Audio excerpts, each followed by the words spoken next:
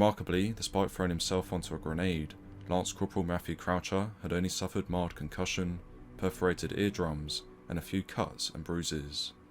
Alright y'all, welcome back to Combat Arb's channel. Okay, so today we're checking out a video from Liveth Forevermore. Now you guys already know I love this YouTube channel. He does a lot of really cool stuff as far as being able to tell these stories of all these badass warriors from all these different militaries, and he does it in a really nice way. He does his research, he presents the facts in a nice way, so I do appreciate this channel a bunch. Today we're checking out the Royal Marine who jumped onto a grenade. So this is Lance Corporal Matthew Croucher. Hopefully I'm saying that correctly. So I guess this happened in 2008. I'm not too familiar with this story, but just seeing the title reminds me of the U.S. Marine Kyle Carpenter. If you didn't see, he got the Medal of Honor for jumping on a grenade, saving his buddies. And, you know, he lived to tell a story, and it's really cool to hear his point of view as far as why he did it and his mindset at the time. So it's really awesome to hear about, and it's cool when you get to hear these stories. So again, Liveth Forevermore, awesome YouTube channel. Again, I'll always put the original videos in the description for you guys to check out if you want to go over. I definitely recommend subscribing to his channel because he does some really solid stuff. So yeah, let's check out this video. A lot of y'all recommended it to me, so I do appreciate it. Thank you for sending it to me. So let's check it out.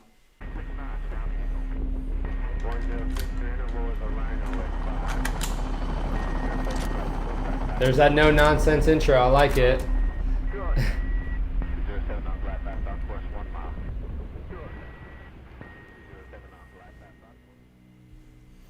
Okay, in September Afghanistan. 2007, the Royal Marines of 40 Commando deployed as part of the 52nd Brigade to Helmand Province in southern Afghanistan. The deployment of 40 Commando was an interesting one, mainly because the Marines had only just finished their rotation into the country in April of that year. Okay. However, as the unofficial history of Operation Herrick states, the lack of army infantry units meant a Marine battalion had to be borrowed to take 52nd Brigade to full strength. Okay, so Operation Herrick. I'm not too familiar with that operation, if that was just the overarching operation. I really don't know, because I know in the U.S. we have Operation Enduring Freedom is generally what we refer to for Afghanistan. So I'm not sure if Operation Herrick is the UK equivalent to that, or if it was sort of broken down into phases. But again, I'm not too familiar with the layout of the UK military in Afghanistan. But Helmand Province was a pretty notorious province for just being, you know, there's a lot of action, a lot of casualties, unfortunately. So there's a lot going on in Helmand Province, especially in 2007. So I'm sure this unit was familiar with what was going on. And it's 40 Commando. From my understanding, 40 Commando is like the operational commando unit as far as just going out and deploying to, I guess, generally the Middle East. But if you guys could provide some more insight as far as 40 Commando's mission, I would appreciate it. Consequently, for the second time in 6 months, Royal Marines were on the ground again in Helmand Province, Dang, that's 40 rough. Commando focusing its operations in the northern regions, namely around the areas of Kajaki, Sangin, and Nowzad. Okay, Sangin's pretty bad too. To the south of Sangin was Forward Operating Base Robinson, where elements of 40 Commando's reconnaissance force was garrisoned. Commenting on the situation around the FOB, a report states, Forward Operating Base Robinson had been targeted relentlessly by the enemy. Complex and highly effective improvised explosive devices have been deployed by the Taliban throughout the Forward Operating Base's That's scary area of stuff. responsibility. Especially with the IEDs. Movement around the FOB was fraught with danger and exceptionally high risk for troops, whether vehicle-borne or operating on foot. Yeah, so, I mean, generally when you're going to be on a... so he's saying FOB, you normally... FOB is what you'd refer to it. So when you're on a FOB, it depends on what location you're actually at, but it is like a forward operating base. Now, some FOBs are built up a lot more than other FOBs, and then they sort of transition into other things. But generally speaking, a FOB isn't going to have so much as you would see with some of the larger bases over there in Afghanistan and whatnot. But a FOB, yeah, and I've not heard of FOB Robinson, so I'm guessing it's one of the smaller FOBs that they're actually operating in. So when you have these smaller FOBs, it's a lot easier for the Taliban to be able to target it, because your defenses aren't going to be as good, you don't have as much personnel, and the security in general is just going to be a little bit easier to sort of get a pattern of life and exploit. So yeah, it's rough when you're in positions like that for sure. Stationed at the base with a reconnaissance force was Lance Corporal Matthew Croucher, who joined the Royal Marines back in November 2000 and had previously served twice in Iraq, including Nice. during the invasion of 2003. Nice.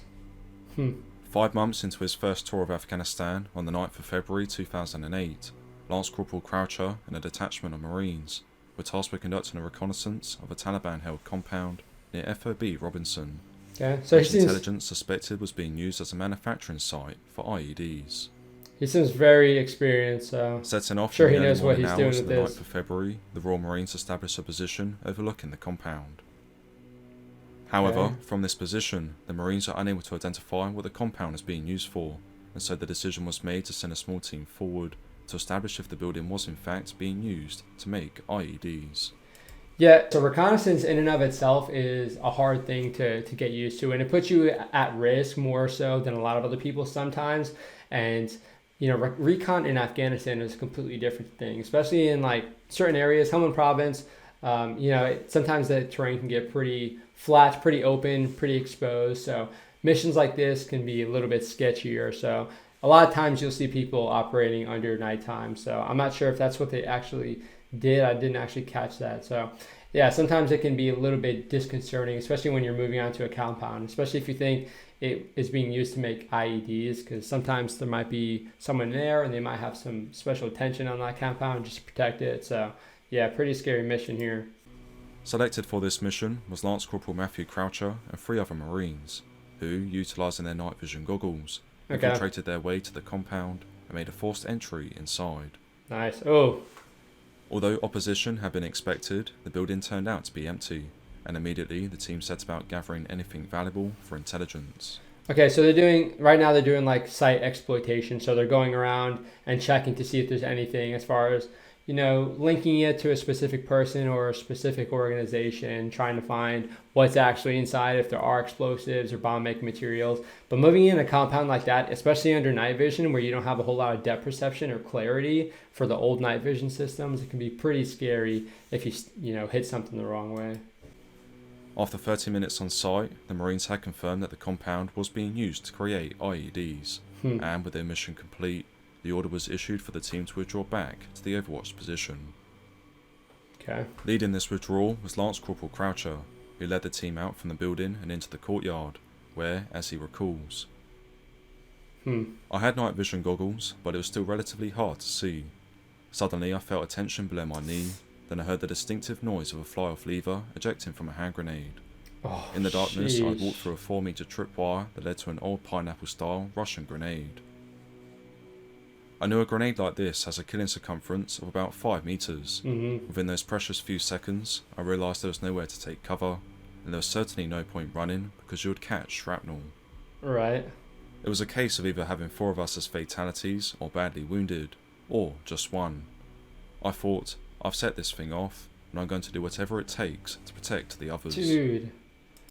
Okay, so generally speaking with hand grenades, you have maybe we'll say 3 to 5 seconds, maybe even 6 seconds, depending on the type of hand grenade, to actually make a decision. And when you've done something like set off a tripwire, one, you need to understand that you've actually just set off a tripwire. Because right now, he's walking, I think he said he felt some pressure on his leg, and he realized it was a tripwire. He heard the spoon of the hand grenade actually coming off or what have you, or the pin coming off. And that already has taken maybe 1.5 seconds of his time to actually figure out what has happened. And now that he actually realizes it is a grenade, he is short on time, so he needs to make the decision. And that's just, I can't even imagine what goes through your head when something like that happens. I mean, you can see here, he is making a decision. It's better to make a decision than to not make a decision. But for him to make the decision himself to go onto a hand grenade, just protect his buddies, of course that's a very honorable thing, but to put yourself in harm's way like that takes a whole lot, and for him to do it in a split second like that just goes to show the courage that he had. In an instant, the Lance Corporal realised what was happening and shouted grenade to his colleagues, before using his day sack to pin the grenade to the ground and throw himself on top. Lance Corporal Matthew Croucher continues, I threw my day sack off one shoulder and onto the grenade, and at the same time dropped to the ground. Then, pulling my legs up, I tucked my head back so my body armour and helmet would make a shield against the inevitable blast. Really quick thinking. Seconds later, the grenade detonated underneath the Lance Corporal and in the process launched him several meters away. Several meters. Directly behind him, his team leader had dived to the ground on hearing the shout of a grenade, whilst one of the Marines had little time to react and was still standing when the grenade exploded. The fourth Marine, meanwhile, had managed to retire behind a wall and was in cover during the detonation. Okay. Lance Corporal Croucher recalls the immediate aftermath. I was lying face down in the dirt. It was total confusion and I was covered in dust. My ears were ringing, my head was spinning, and I had blood coming out my ears and nose. Good grief. I checked that my arms and legs were still attached, and worried about everything else after that. Okay, so if y'all haven't seen a hand grenade go off, generally speaking with hand grenades, especially fragmentation grenades, there's not going to be like a massive explosion, or as far as like a fireball, there's not going to be so much of a fireball as you would expect. So it's not so much of a fire risk as far as like injury, it's the overpressure. The overpressure of a hand grenade is really strong, especially if it goes off in a small area. If it goes off in a compound, it can reverberate off the walls and provide some other damage to you. So being able to take appropriate cover is definitely something that you need to do. But to actually throw your rucksack onto that, to try and absorb a lot of that overpressure, it's going to be rough. Now, as far as the fragmentation, I would say hopefully he blocked a lot of the fragmentation, especially with his rucksack. But geez, that overpressure, like I said, it launched him several meters. That's going to do a lot of damage to you internally and whatnot. So it's just such a sketchy thing with these compounds, especially with IED making materials. Like there's going to be some sort of booby trap set up or some sort of security net set up sometimes. And again, this all happened in a time span of probably about 5 seconds. And I'm sure for him, it felt like, an hour. So it's such a hard thing to make that decision and do that so quickly and then try and realize what has happened on the back end. Gathering their bearings in the pitch black, dust-filled courtyard, two of the Marines rushed over to the Lance Corporal, checked him over for any wounds, prior to helping him up to his feet. Remarkably, despite throwing himself onto a grenade, Lance Corporal Matthew Croucher had only suffered mild concussion, perforated eardrums, and a few cuts and bruises. Look at that okay, hold on. Yeah, so we can see the rucksack took the brunt of the fragmentation itself. Again, very, very good thinking and quick thinking for him to throw that rucksack on it. I think with Kyle Carpenter, he put his helmet over the grenade. And again, if you have rucksack, that's like going to provide a little bit more protection from the overpressure and the fragmentation because you have layers and whatnot. But yeah, really good thinking. Jeez, that's just insane. It's so cool that he was able to live and tell the story from his perspective, but it's just got to be such a terrible thing to try and recall. His day sack, on the other hand, had been completely ripped apart, and his body armour and helmet had been peppered with shrapnel. Of the other 3 Marines, only the team leader had become a casualty when a piece of fragmentation struck him in the face. Okay. This, however, proved to only be a minor injury. Okay, awesome. Nonetheless, had it not been for the actions of Lance Corporal Croucher, it is certain that at least 3 of the Marines would have either been killed in action or seriously wounded, and it was because of this selfless act of heroism that he was recommended for the Victoria Cross. Yeah, I would say it's However, very well upon deserved. reviewing the case, the Ministry of Defence determined that the George Cross, Britain's highest award for acts of gallantry committed while not under enemy fire, would be more appropriate, since the Marines were not in direct combat with the Taliban. Okay, not sure how I feel about that one. Of Lance Corporal Matthew Croucher's citation reads that he was willing to risk all in order to save the lives of his comrades is indisputable. That he possesses an indomitable fighting spirit is abundantly clear. Lance Corporal Croucher is an exceptional and inspirational individual. His magnificent displays of selflessness and gallantry are truly humbling and are the embodiment of the finest traditions of the service. Absolutely. So I'm not familiar with the George Cross or the Victoria Cross as far as the distinction. Now, it can get really hairy as far as making those distinctions. Good stuff.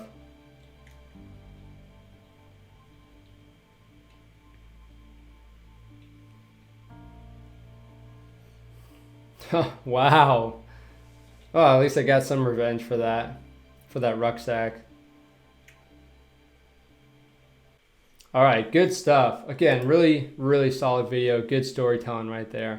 Now, of course, with medals and military honors and whatnot, it can get pretty hard to make the distinction whether someone should get one thing or another. That kind of gets stuck up in the political level as far as who's making the distinction and what sort of accounts they got from all these different people. So it's hard to determine, at least from my perspective, to say if he deserved one thing or another. Again, especially I don't know, I guess the Victoria Cross is for when you're in direct engagement, but I don't know. I think that's a pretty noble thing for him to literally just give his life away. At least in his mind, he was giving his life away to save his buddies, make them a little bit safer. So, I mean, that goes to show what kind of man he was. And again, it's not surprising for the Royal Marine Commandos. These guys are hard. They're tough as nails. And this stuff is seen all the time, even throughout history. Like, throughout World War II, you hear about this stuff, especially with, like, the St. Nazaire raid that we did a reaction to, the Operation Chariot that we did a reaction to a while back. There's probably a lot of incredible things going on in that one specific operation. So it's not uncommon to hear this stuff from Royal Marine Commandos. So it's really awesome to hear these stories. So thank you again, Liveth Forevermore, for sharing this awesome story with us. Again, I would not have known about this individual or a lot of these stories if it weren't for this channel. So definitely go over there and support him. He does some really awesome stuff. Honestly, really, really good content coming up from Liveth Forevermore. So definitely go and check that out. Thank you guys for watching. Let me know what you think about Lance Corporal Matthew Croucher, and let me know what you think about Liveth Forevermore, because again, this is a really solid channel. Sometimes the videos don't pop up and you guys end up recommending it to me anyway, so I do appreciate it, because the YouTube algorithm helps me out a little bit as far as recommending certain videos, but you guys do the best job with recommending those, so keep the awesome recommendations coming. I do appreciate you guys. Thank you again. Again, I will continue to work on my YouTube display. You can see I add bits and pieces here and there, but I'm still waiting on some stuff coming from Louisiana. So whenever that comes in, I can add some more to the YouTube background. So thank you again for watching and supporting the channel. You guys are awesome. You guys and girls are awesome, because there are some girls. I think about 9% of you are female. So thank you for watching the channel. Thank you for supporting the channel. Thank you for going to Discord and commenting and having these awesome conversations. It's really cool to see. So thank you for all of that. Thank you guys for watching. That's it for this video. I'll see y'all in the next one.